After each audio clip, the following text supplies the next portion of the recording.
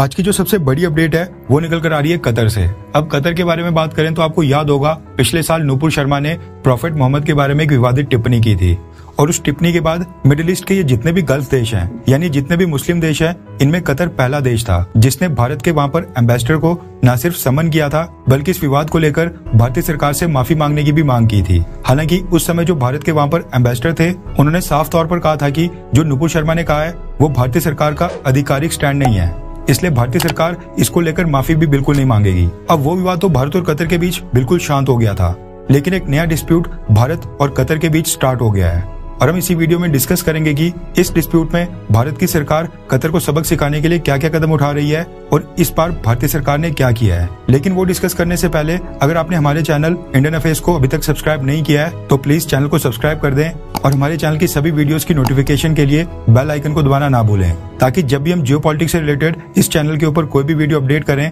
तो आपको सबसे पहले मिले। अब कतर की नेवी की बात करें तो कतर की नेवी इस समय एक इटालियन बेस्ड मिजेट सबमरीन के प्रोजेक्ट के ऊपर काम कर रही है। वैसे जिनको नहीं पता उनकी जानकारी के लिए बता दूं कि ये जो मिजेट सबमरीन होती हैं ये साइज में काफी स्मॉल होती हैं, यानी काफी छोटी होती हैं। अब जो सबमरीन्स भारत, रशिया, चाइना या फिर अमेरिका ऑपरेट करते हैं ये साइज में काफी बड़ी होती हैं और ये एक ही बार में कई दिनों तक सेल करने के लिए सी के अंदर जाती हैं। लेकिन जो ये मेजर सबमरीन होती हैं इनको ऑपरेट करने के लिए खाली 1 या 2 ऑपरेटर्स चाहिए होते हैं और मैक्सिमम इनके अंदर 7 से 8 पर्सनल्स ही अकोमोडेट हो सकते हैं। साथ में ये सबमरीन्स साइज में इतनी छोटी होती हैं कि इनके अंदर रहने और सामान को स्टोर करने की कैपेसिटी भी नहीं होती है। लेकिन क्योंकि जो मिडिल ईस्ट के ये गल्फ देश हैं, यहाँ पर किसी भी देश के पास सबमरीन्स नहीं है, इसलिए कतर अपने इस मिजेट सबमरीन के प्रोग्राम को लेकर काफी ज्यादा उत्सुक है। अब हुआ क्या कि ये जो मिजेट सबमरीन का प्रोग्राम है कतर ने इसका कुछ पार्ट का कॉन्ट्रैक्ट धारा ग्लोबल टेक्नोलॉजीज नाम की एक कंपनी को दिया। अब जो ये कंपनी है धारा ग्लोबल टेक्नोलॉजीज ये भारत के रिटायर्ड इंडियन नेवी वेटरन्स को हायर करती है। भारतीय नेवी के कई सारे रिटायर्ड वेटरन्स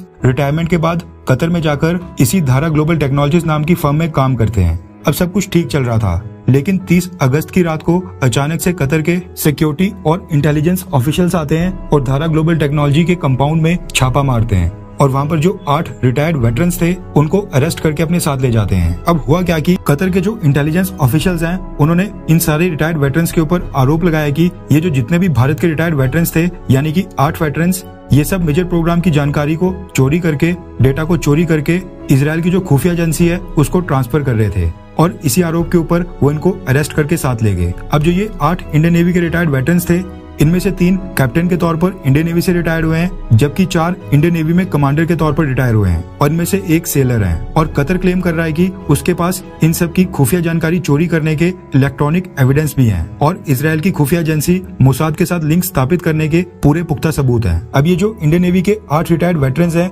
कतर ने इनको अगस्त 30 से अरेस्ट करके जेलों में बंद करके रखा है और लगभग 9 महीने हो चुके हैं और इनके ऊपर कोर्ट की प्रोसीडिंग्स स्टार्ट हो चुकी हैं। लेकिन जो कतर के अंदर इनके ऊपर केस चल रहा है, कोर्ट की हियरिंग्स हो रही हैं और जो चार्जशीट दायर की जा रही है वो काफी स्लो पेस में हो रही है। अब माना कि कतर का इसमें पूरा अधिकार है कि वो इन सबको कतर के लॉ के अकॉर्डिंग ही इस केस को चलाए, लेकिन कतर इस पूरे प्रोसेस में भारत के साथ बिल्कुल भी कोऑपरेट नहीं कर रहा था। ऐसे में भारतीय सरकार ने कतर को सबक सिखाने के लिए एक बहुत ही बड़ा स्टेप उठाने का फैसला किया है। रेफरेंस के लिए आपकी स्क्रीन के ऊपर स्क्रीनशॉट है। दरअसल भारतीय सरकार ने फैसला किया है कि वो कतर के अंदर अपने एम्बेसडर को नियुक्ति नहीं करेंगे। रिपोर्ट्स के मुताबिक मार्च महीने में कतर में जो दीपक मित्तल नाम के भारत के एम्बेसडर थे उनका टेन्योर पूरा हो गया था और उसके बाद वो कतर से वापस आकर प्रधानमंत्री ऑफिस में नियुक्त कर दिए गए थे। उसके बाद से आज तक कतर के अंदर भारत की सरकार ने अपना एम्बेसडर नियुक्त ही नहीं किया है, ना ही नियुक्त किया गया है और ना ही नियुक्त करने की कोई घोषणा की गई है। और ये सब कुछ तब हो रहा है जब भारत की सरकार के पास कतर की एम्बेसी में नियुक्त करने के लिए एम्बेसडर के लिए एक कैंडिडेट भी अवेलेबल है। रिपोर्ट्स के मुताबिक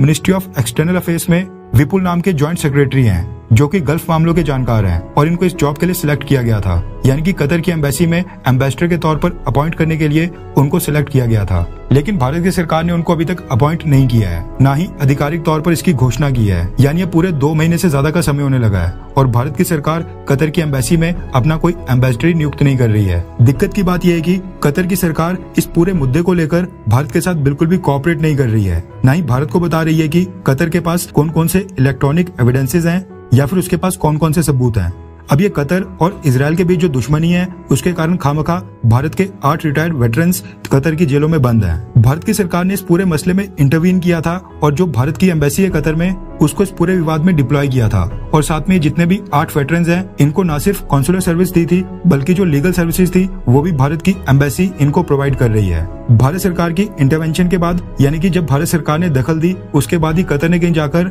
ये जो 8 रिटायर्ड वेटरन्स कतर की जेलों में बंद हैं इनको अपनी फैमिली से वीकली फोन कॉल के ऊपर बात करने की परमिशन दी थी। और फिलहाल के लिए कतर जेलों में बंद रिटायर्ड वेटरन्स को उनसे मिलने दे रहा है। अब मसला ये खड़ा हो गया है कि ये जितने भी 8 रिटायर्ड वेटरन्स कतर की जेलों में बंद हैं इनकी फैमिलीज भारत सरकार से मांग कर रही है कि भारत की सरकार कतर के अंदर जो भारत की एम्बेसी है वहाँ पर एम्बेसडर की नियुक्ति जल्दी से जल्दी करे, क्योंकि इससे भारत और कतर के बीच में जो डिप्लोमेटिक टेंशन है वो और भी बढ़ेगी, जिसके कारण ये जो पूरा विवाद है ये भी प्रभावित होगा। इसलिए भारत में जो रिटायर्ड वेटरन्स की फैमिली हैं वो भारतीय सरकार के विदेश मंत्रालय से मांग कर रही है कि कतर में जो एम्बेसी है वहाँ पर अपना एम्बेसडर जल्द से जल्द नियुक्त करे। अब देखना ही होगा कि भारत की सरकार कितने लंबे समय तक कतर में जो अपनी एम्बेसी है वहाँ पर अपने एम्बेसडर की पोस्ट को खाली रखती है, क्योंकि कतर के अंदर अपना एम्बेसडर नियुक्त नहीं करना ये साफ तौर पर दर्शाता है कि भारत की सरकार कतर से खुश नहीं है और कतर जिस तरीके से इस केस को आगे ले जा रहा है उससे भारत सरकार बिल्कुल भी खुश नहीं है। वैसे आपकी इस बारे में क्या राय है? क्या भारतीय सरकार को कतर की एम्बेसी में अपना एम्बेसडर वहाँ पर नियुक्त करना चाहिए,